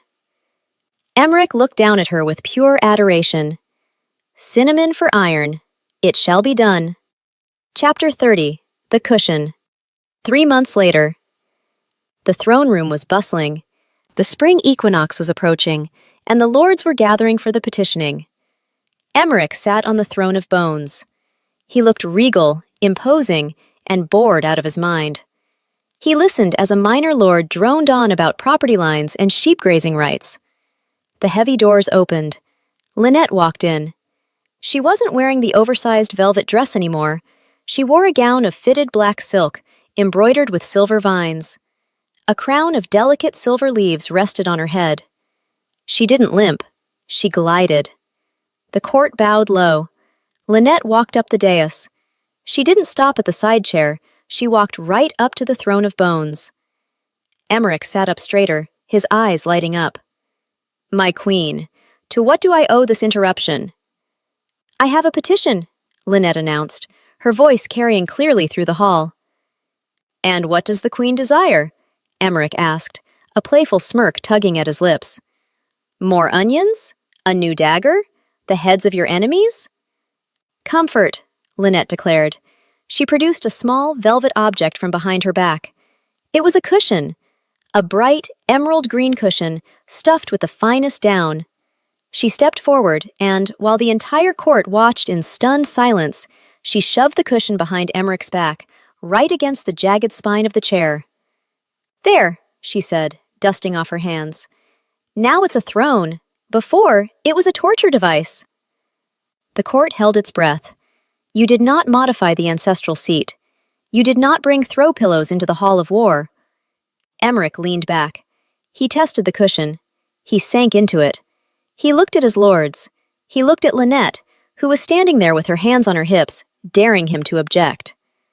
"It is," Emmerich rumbled, his voice serious. He reached out, grabbed Lynette by the waist, and pulled her onto his lap. She squeaked, landing sideways across his thighs. "Perfect," Emmerich finished, nuzzling her neck in front of everyone. "Comfy, my queen?" Lynette laughed, wrapping her arms around his neck, looking out at the shocked, terrifying, wonderful court of wolves. "Yes," she whispered. "Finally." The end.